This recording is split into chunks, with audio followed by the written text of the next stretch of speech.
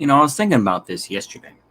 This idea of where, we went from Pan Africanism to, under people like Marcus Garvey, who had a huge influence over, black nationalism and everything else like that, up through the 1920s, up through about 1927.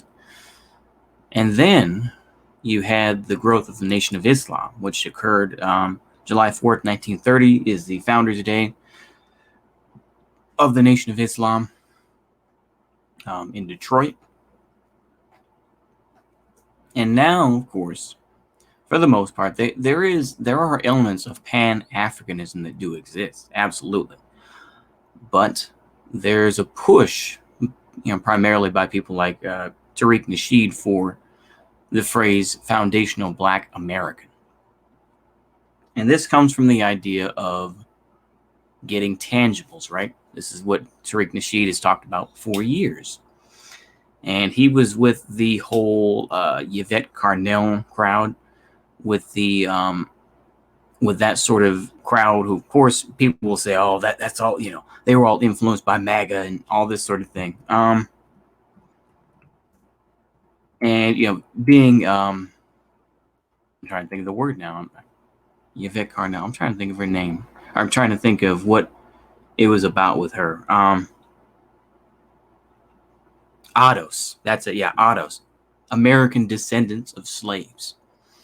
And I think it comes from, we had Marcus Garvey. Like I said, let's do it this way. So we had Marcus Garvey, who preached more of a black nationalist, capitalist sort of belief.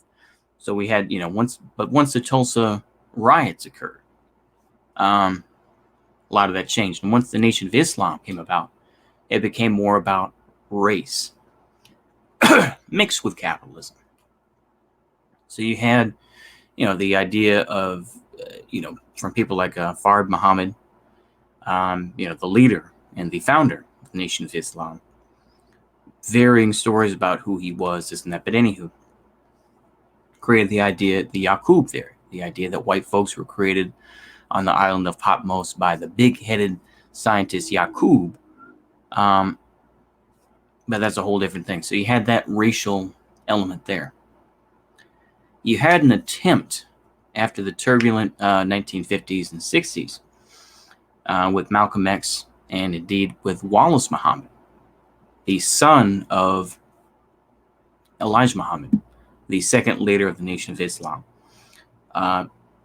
First with Malcolm X to create the, I've talked about this before, but MMI, which is the Muslim Mosque Incorporated, which was an offshoot of the Nation of Islam. Basically, dissident folks who were disappointed and were kind of fed up with Elijah Muhammad and him sleeping with his secretaries and whatnot. And also for the fact that, of course, you'll find out later on that, yeah, Nation of Islam is making all this money, and it's not going to ordinary people. It's not going to the followers, right? It's going to him. He had a nice house in Arizona. But anywho, beyond that, after the death of Elijah Muhammad in 1975, Wallace Muhammad tried to make the Nation of Islam into a legitimate Sunni group. And so, fruit of Islam was taken away. The Yaqub theory and a lot of that real racial-based stuff was taken out. Muhammad Speaks, the newspaper that they made a lot of money on, that was taken away. There's an internal struggle in the late 1970s, early 80s, and ultimately the Honorable Minister Louis Farrakhan, who of course had, even though that he was friends with Malcolm X and they knew each other and were good friends, he bashed Malcolm X for a long time. Now, like I say, this goes back and forth, and there's a lot of deeper history that you really have to do your research on. But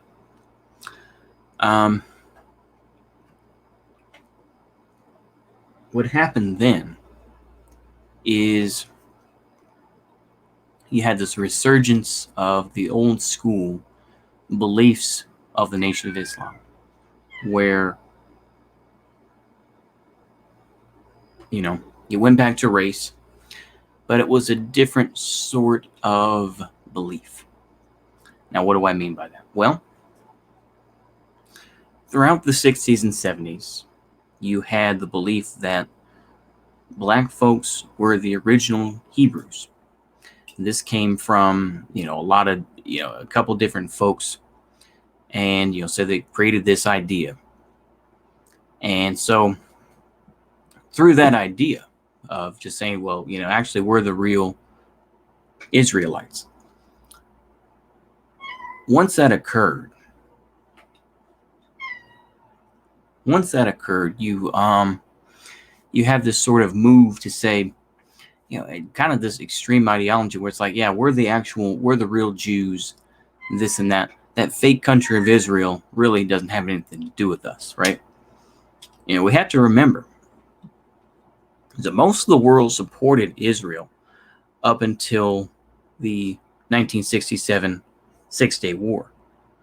Like I said, the Soviet Union gave support to Israel. In general, most of the world supported it. Hamas didn't start until the 1980s. Hezbollah didn't start until 1982. But anywho, let me get back on track. So you had these extreme beliefs from people like Dr. Khalid Muhammad, who was a legitimate preacher and came from that space. And definitely when you hear his speeches, you can hear the fire and brimstone type of talk. But of course, he modified it for Islam. Dr. Khalid Muhammad, one of his final speeches was saying basically is that we'll support the Palestinians for right now, but we don't want those, is that land belongs to us. And that oil that those Arabs have been selling belongs to us. Now, the thing is, I say this because I was watching that buck breaking. And of course, as ridiculous as it is and as long as it is, they really promote the idea that, basically white Arabs, the Turks they're referring to, the white Arabs like the Turks, and I guess the fake Egyptians, because of course they created Kemet.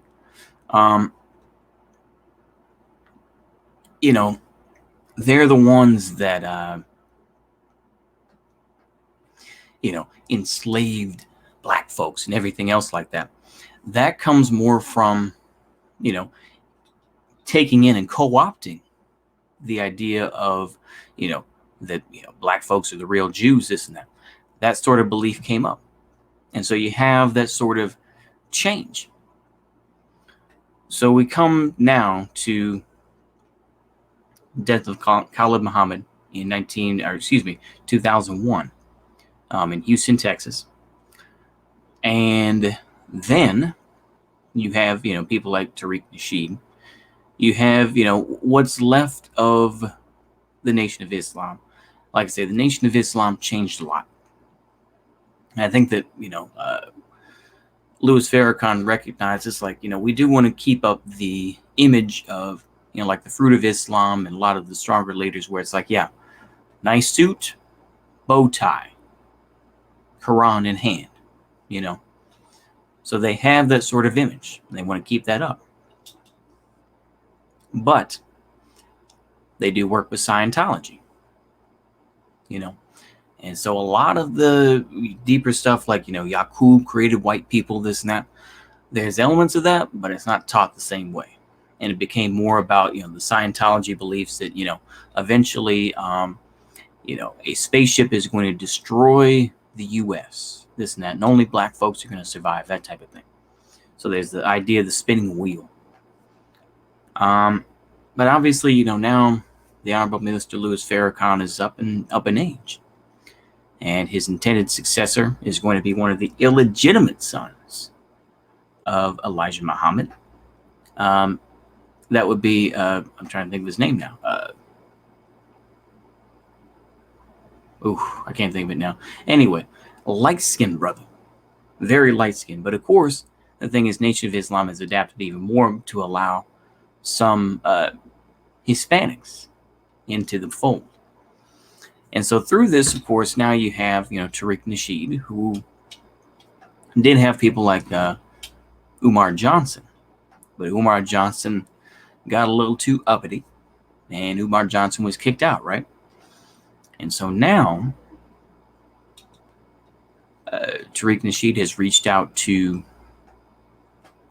Nation of Islam, has reached out to people like Rizza Islam to promote their ideology. Spoken to Wesley Muhammad as well, another NOI member. Other than that, it's the same crew. But, this is kind of a spin-off of Odysee, right? American descendants of slaves. And, of course, people, enough people are going to say, oh, that's nonsense. That's MAGA Pete stuff. That's right-wing Trump nonsense. But there's some folks who still promote Odysee regardless, And even Odysee, that goes back to the 1950s, 1960s. Maybe even 1970s. I'm trying to be fair here. But anywho.